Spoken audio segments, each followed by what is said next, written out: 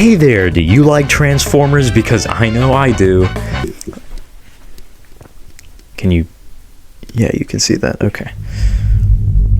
Well, if you do like Transformers, then this video is for you. Okay, this isn't going anywhere. Anyways, this is a retrospective of the year that I had with Transformers over 2024. Sorry this video is coming out a little late. I know 2024 was a little over 3 days ago. What? Hold up, 2024 was when? Almost that. Okay, let me do that part again. Sorry if this video is a little late. I know 2024 was almost 2 weeks ago, but I hope that you can still enjoy this video. And without further ado, let's watch the video. I don't know how to do transitions. Okay, this sucks. Yes, I dream of that one day. Our proud nation will measure weights in pounds, and that 2,000 pounds shall be called a ton. And what would 1,000 pounds be called, sir? Nothing.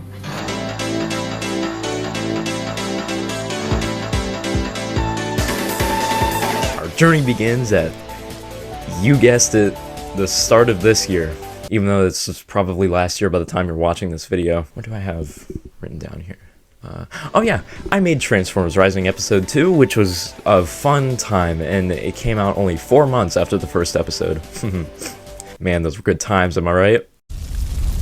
I started experimenting with YouTube Shorts animations, which I'm sure you all know went really well. And I even made a weird Gundam animation, which literally nobody watched because YouTube hates me, and if I don't make a Transformers video, they will literally threaten my entire family. But then the best part comes along in whenever these events happen. My class and I went to Washington, D.C. for a school trip, and man was it a good time, and my friends absolutely hated me because I could not stop saying, hey, that's where they filmed that thing from Transformers 3.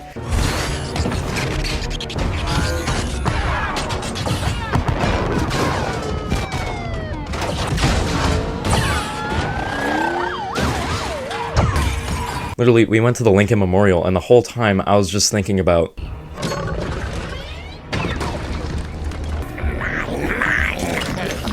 But one of the coolest parts for me was going to the Air and Space Museum. You know, like the one from Transformers 2. Hey, I even got to see the SR-71 Blackbird. You know, like the one from Transformers 2. Unfortunately, though, I did forget to go into the men's restroom that What's-His-Face went into, you know, in Transformers 2. But things kind of eased down after that. I did get Studio Series 7 Grimlock for like $35, so that was pretty cool. And then I made a review of, at the time, every figure I owned on a channel that you will never find, and it's a video that you will probably never see. Heck, this was an experimenting phase for me. I even tried making toy reviews for like literally 2 seconds until one of them bombed. I don't know, let me know if you want to see more Transformers reviews. I mean, the first one did get like 2,000 views, so can we do that again, guys? That'd be pretty cool. But yeah, that is yeah, that's about... Oh, hey look! It's summer outside now. That's a transition into the next segment. I need to watch this movie. You haven't seen Spider-Man Homecoming? I haven't seen the Falcon... Oh no, there isn't one, sorry. Okay guys, so this is where things get a little bit more interesting, so brace yourself. Shortly after my school year ended, I went to this cool convention in Ohio called Toy-Hio. Real original name there, guys. But it's a fun convention with a ton of old toys and a ton of new toys, and of course one of the most popular things to get there is Transformers. They have a lot of those there. It's pretty fun. It was also one of those things that my friend absolutely hated me for because I was constantly dragging him around to find a new Transformer. Oh, hey, what's that? Oh no, it's my dignity slipping away. No, come back. It's a really cool convention though, and if you're in Ohio or somewhere around the area, I definitely recommend you check it out.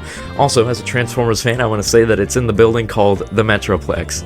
If you know what I'm talking about, you know what I'm talking about. But then after that, I went to a little bit more well-known convention called BotCon in Fort Wayne, Indiana, of all places. But I did have a really great time there. Literally, the whole time, I was just running around looking for new Transformers because in the back of my mind, I was just constantly thinking, oh, what if the one that I want is right over there? And somebody else is buying it right now. I need to get there right now. Anyways, you guys are probably wondering what I got there. Oh shoot, I didn't say that for the last part. Voice crack. Okay, so at Toy-Hio, I got Studio Series Brawn, not that one, this one, and I got Studio Series Crosshairs. One of those figures I like much more than the other one, but hey, what are you gonna do? And then at BotCon, I got Studio Series B-Movie Shockwave, Studio Series Age of Extinction Galvatron, and a super cool Studio Series B-Movie knockoff Optimus Prime in Nemesis Prime colors. Holy crap, this thing is so cool. I love it so much. A little while after that, I went to Target.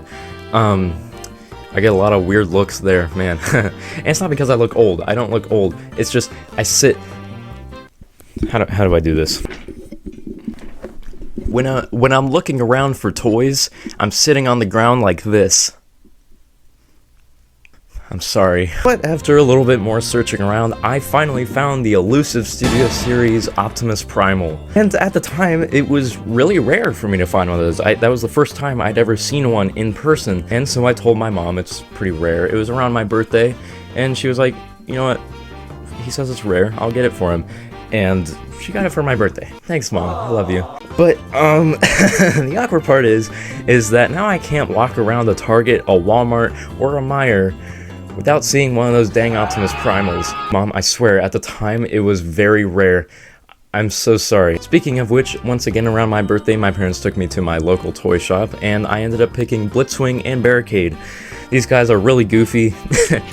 Again, one figure I like much more than the other. But, you know, they're fine. They're great. They're lovely. Except for the jet mode for Blitzwing. Man, what the heck is this? But let's go back a little bit. Transformers 1 is coming out soon, and my dad asks me, hey, do you want to see Transformers 1 a week early?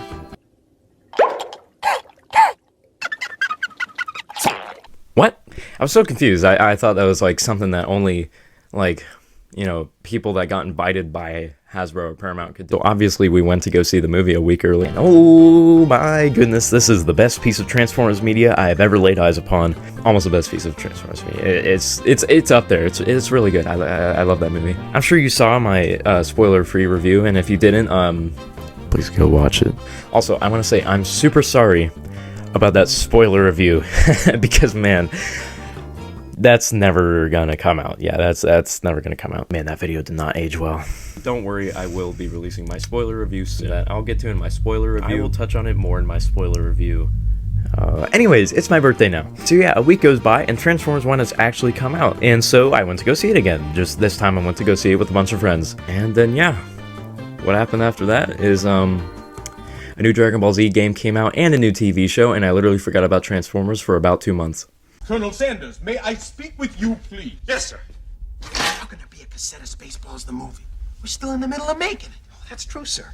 But there's been a new breakthrough in home video marketing. There is? Yes. Instant cassettes. This is just a quick little bit that I forgot to put in, but this year was also the year that I finally tracked down a Blu-ray copy of, oh gosh, that's gonna fall, a Blu-ray copy of every Transformers movie. And then Transformers 1 came out, and now I have to get one more. Man, I'm just looking at these right now, and I literally enjoy like 4 of these movies. We're in the end game now. But hey, now we're leaving 2024 behind and going into 2025, unless you're watching this video when I think you are, and 2024 was like 3 days ago already. But let's talk about the new stuff coming up next year. I'm pretty excited for Age of the Primes. I am gonna miss Legacy a little bit, but honestly Age of the Primes was kind of just Legacy but way cooler. I do want to talk about how a lot of collectors in this franchise kind of just collect every figure.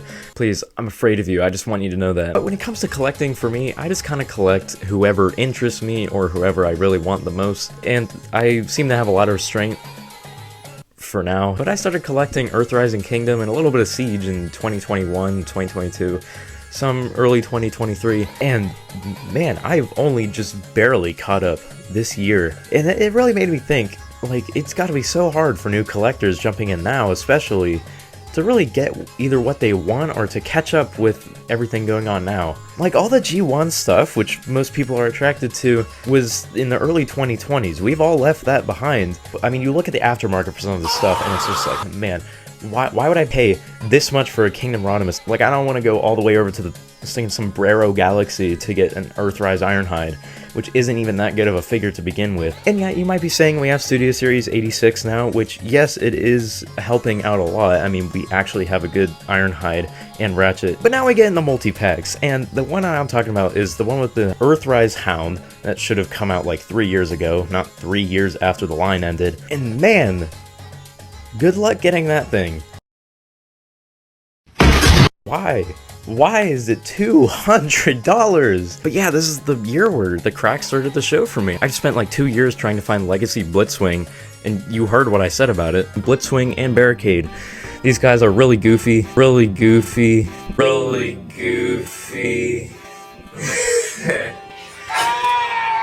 And yeah, now he just sits on the shelf with all the rest of them. And yeah, this is where most Transformers collectors begin to ask themselves, or collectors of any kind, what is the purpose of this? Like, what am I getting out of collecting these figures, spending hard-earned money or not hard-earned money on these? And my answer to that is, it's up to your interpretation. For me, it's just the excitement of wanting a figure, and you spend so long trying to get it, and then you finally find it, and you think it's cool or not, and you're like, okay, that was a fun little adventure. But like I said, it's all up to your own interpretation. Personally, my religious beliefs, I'm not going to get too deep into that, but what I think is that as long as this doesn't become like an idol for you or an addiction, it should be fine. Unless it already has become an addiction, I don't know. But that has been 2024 for Transformers. I can't wait for 2025 to see how Age of the Prime goes. I cannot wait to get that Fallen figure. Man, I'm excited for that. But that's all my yapping for today.